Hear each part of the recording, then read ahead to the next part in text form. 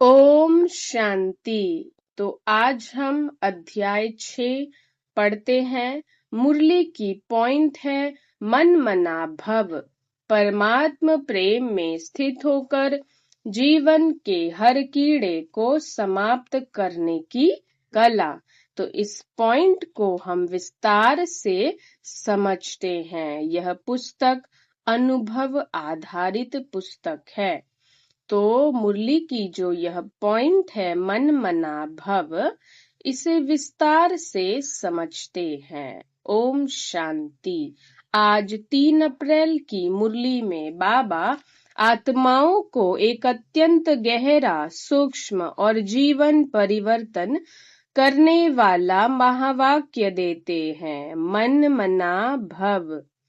और इसे केवल एक साधारण शब्द या केवल भगवान की याद में बैठने की विधि समझ लेना बहुत बड़ी भूल है, क्योंकि बाबा इसे उस दवाई के रूप में प्रस्तुत करते हैं जो जीवन के हर प्रकार के कीड़ों को समाप्त कर सकता है।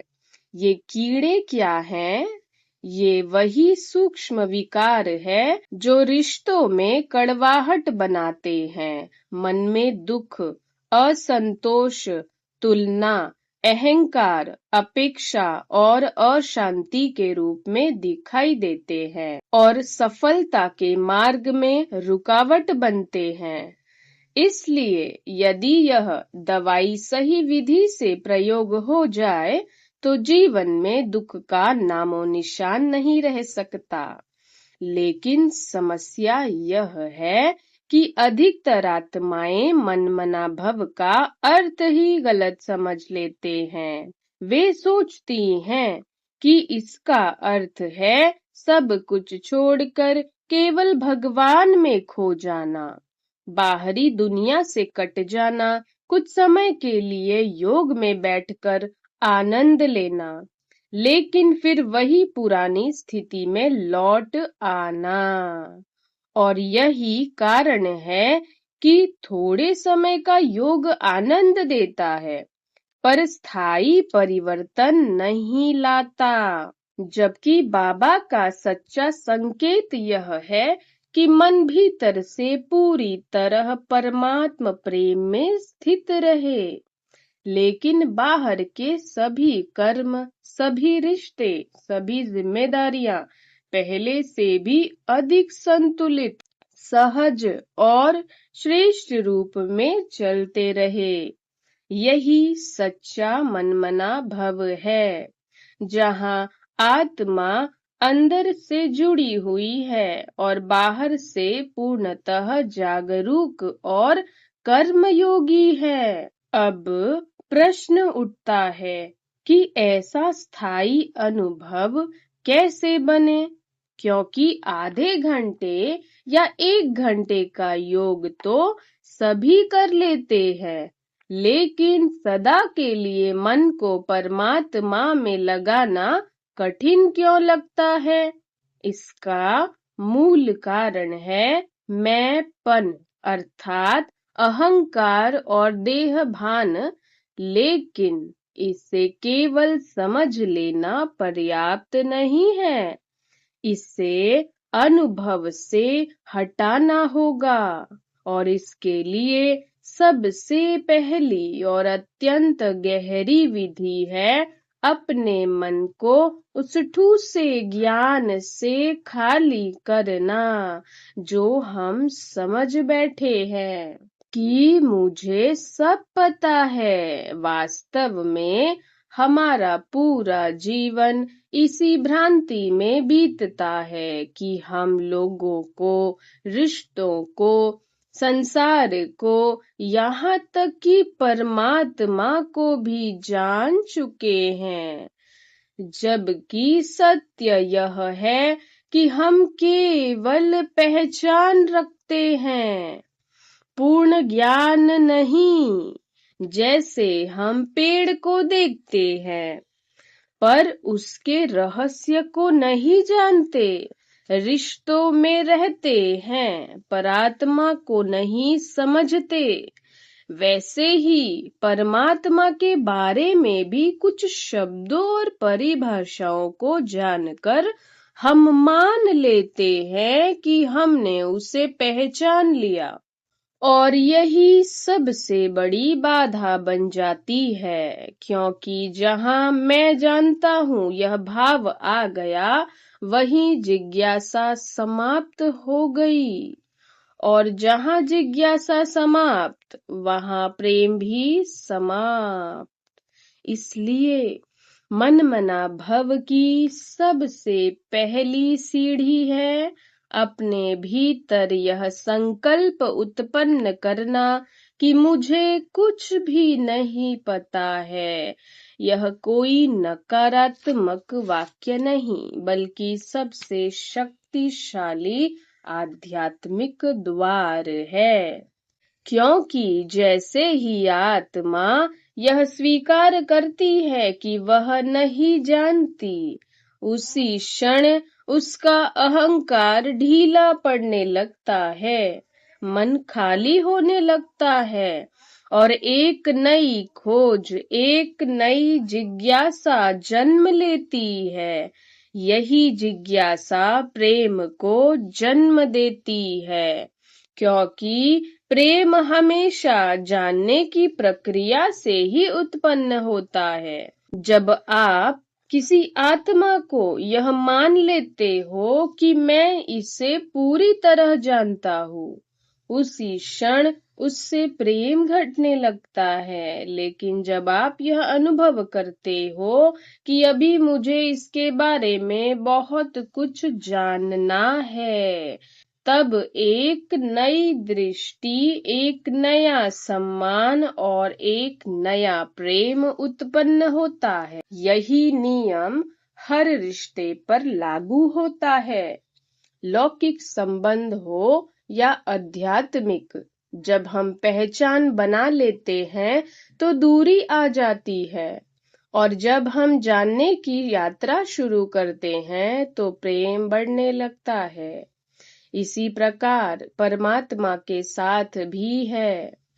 यदि हम यह मान कर बैठ जाएं कि हमने उसे जान लिया, तो हमारा अनुभव सीमित हो जाएगा। लेकिन यदि हम हर दिन यह जिज्ञासा रखें कि हे परमात्मा, तू और क्या है, तेरे अंदर और क्या रहस्य है, तो हमारा संबंध जीवंत, गहरा और प्रेममय होता जाएगा। यही मन मना भव की वास्तविक शुरुआत है। जहां मन खाली है, अहंकार समाप्त है, और भीतर से एक निरंतर खोज चल रही है। अब जैसे जैसे मन खाली होता है, वैसे वैसे उसमें जमा हुए शब्दों का बोझ, पुराने अनुभवों की फाइलें, लोगों के प्रति बनी हुई धारणाएं धीरे धीरे समाप्त होने लगती है। और जब मन वास्तव में खाली हो जाता है, तभी उसमें परमात्म प्रेम की ज्योति प्रकट होती है। क्योंकि भरे हुए पात्र में नया कुछ नहीं भरा जा सकता। यही कारण है कि अधिक ज्ञान, अधिक शब्द, अधिक तर्क भी कभी कभी आत्मा को प्रेम से दूर कर देते हैं, क्योंकि मन शब्दों से भर जाता है और मौन की स्थिति नहीं बन पाती। इसलिए मन मना भव का अर्थ है मन को इतना सरल, इतना खाली और इतना निष्पक्ष बना देना कि उसमें केवल प्रेम का प्रवाह बहे। और जब यह प्रेम जागृत होती है, तो आत्मा के अंदर से शांति, सुख और आनंद की किरणें स्वतः ही फैलने लगती है। और यह केवल भीतर का अनुभव नहीं रहता, बल्कि बाहर के हर कर्म में, हर व्यवहार में झलकने लगता है।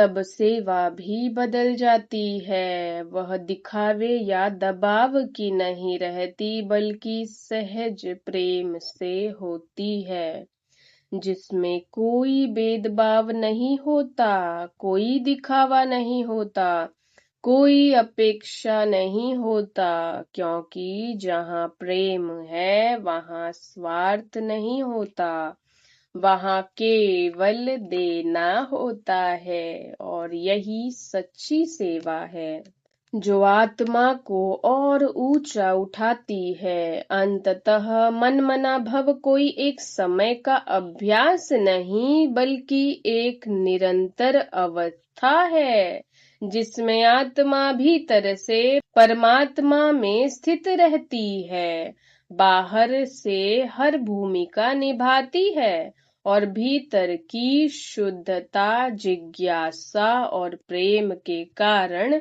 हर कीड़ा, चाहे वह अहंकार का हो, दुख का हो, शिकायत का हो या संबंधों की उलझन, स्वतः ही समाप्त हो जाती है। इसलिए आज से इस एक सूत्र को जीवन में उतारना है।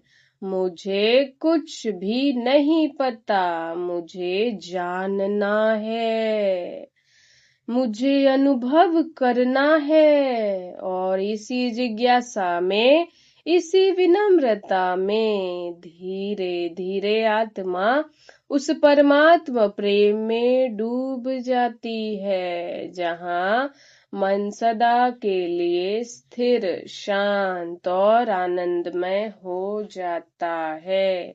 यही है सच्चा मन मना भव। इसी के साथ आज की मुरली मंथन के प्रैक्टिकल अभ्यास को देखते हैं।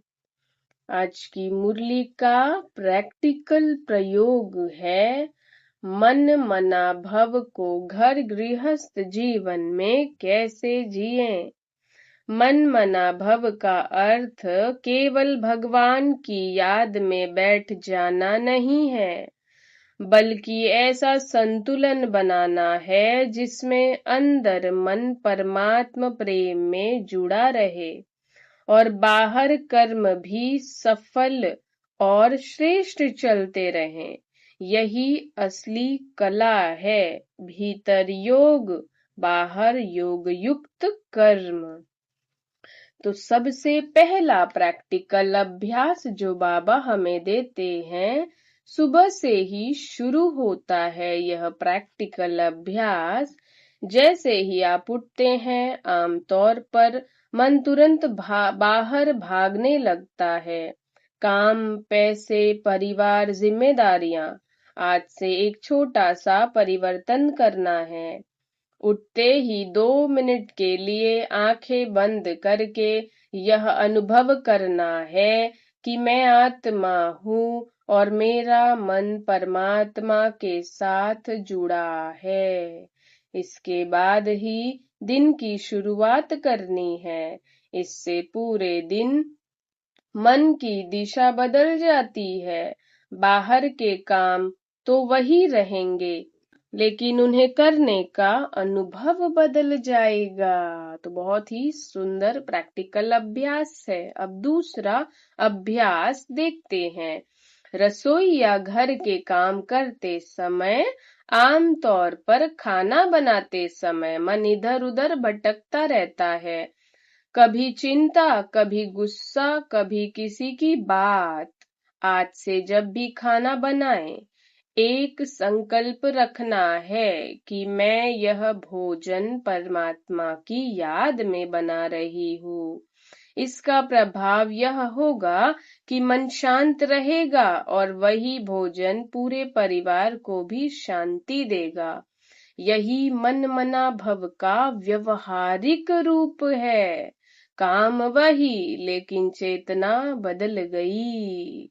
तो चलिए अब तीसरा प्रैक्टिकल अभ्यास पति पत्नी के संबंध में करना है। कई बार छोटी बातों पर बहस हो जाती है और मन तुरंत नीचे गिर जाता है। उस समय यह नहीं सोचना है कि सामने वाला गलत है या सही है। उस समय 1 सेकंड के लिए रुक कर अंदर यह अनुभव करना है कि मेरा मन परमात्मा के साथ है। यह आत्मा भी एक भूमिका निभा रही है। जैसे ही यह दृष्टि आती है, प्रतिक्रिया शांत हो जाती है, बात भी सुलझ जाती है और संबंध भी बचा रहता है। तो चलिए चौथे प्रैक्टिकल अभ्यास की तरफ हम आगे बढ़ते हैं। तो चौथा प्रैक्टिकल अभ्यास ऑफिस या व्यवसाय में करना है। जब काम का प्रेशर होता है, टेंशन होती है, तब मन सबसे ज्यादा भागता है। उस समय 1 मिनट का ब्रेक लेकर आंखें बंद करके यह अनुभव करना है कि मैं आत्मा हूँ, शांति का सागर मेरे साथ है, फिर उसी काम को करना है। आप देखेंगे कि काम पहले से ज्यादा स्पष्ट और सफलता से होगा। यही मन मना भव की शक्ति है। काम छोड़े बिना मन को ऊपर जोड़ना। तो कितना सुंदर प्रैक्टिकल अभ्यास बाबा हम बच्चों को दे रहे हैं। तो चलिए 5वां अभ्यास बच्चों के साथ करना है। जब बच्चे गलती करते हैं तो हम गुस्से में प्रतिक्रिया देते हैं, लेकिन मन मना भव का अर्थ है पहले खुद को संभालना। जब भी बच्चा गलती करे, पहले 5 सेकंड रुककर अंदर शांत होना है, उसे समझाना है। इससे बच्चा भी सहज रहेगा और आपका मन भी स्थिर रहेगा, अंदर बाहर का बैलेंस रहेगा। तो कितना सुंदर बैलेंस बाबा हमें सिखाते हैं इस प्यारी सी मुरली मंथन पुस्तक के द्वारा। तो चलिए आगे बढ़ते हैं। छठा सबसे महत्वपूर्ण अभ्यास मैं कुछ नहीं जानता का है। कौन सा अभ्यास है कि मैं कुछ नहीं जानता। दिन भर में कई बार ऐसा होता है कि हम तुरंत निर्णय बना लेते हैं। यह व्यक्ति ऐसा है, यह हमेशा ऐसा करता है। यही अहंकार है जो मन को भर देता है। आज से हर संबंध में यह भाव रखना है कि मैं अभी सीख रही हूँ, मुझे अभी जानना है। जैसे ही यह भाव आता है, मन खाली होने लगता है और उसी खाली मन में प्रेम उत्पन्न होता है। यही प्रेम मन को परमात्मा से जोड़ता है। तो इसी के साथ 7वां अभ्यास रात को सोने से पहले करना है। पूरे दिन में जो भी हुआ, अच्छा या बुरा, सबको एक एक करके याद करके बिंदु लगा देना है। यह संकल्प करना है कि यह सब बीत गया, अब मेरा मन केवल परमात्मा के साथ है। इससे मन साफ होकर सोता है और अगला दिन और शक्तिशाली बनता है। अंत में समझने की बात यह है कि मन मना भव कोई अलग से करने की चीज नहीं है। यह एक स्थिति है जिसमें हमें हर कार्य के साथ जोड़ना है। खाना बनाते हुए, बात करते हुए, काम करते हुए, हर समय अंदर एक कनेक्शन बना रहे कि मेरा मन परमात्मा में है। यही स्थिति जीवन के सभी दुखों को समाप्त करती है और सभी कार्यों को सफल बनाती है। जब यह अभ्यास लगातार होता है, तब धीरे धीरे मन स्थिर हो जाता है, प्रेम स्वतः उत्पन्न होता है और जीवन में आने वाली हर समस्या स्वयं ही हल होने लगती है। यही मनमना भव का सच्चा प्रैक्टिकल अनुभव है। तो इसी के साथ हमारा अध्याय समाप्त होता है। तो शुक्रिया इस प्यारी सी मुरली मंथन शिव बाबा की इस बुक का। शुक्रिया शुक्रिया शुक्रिया। ओम शांति।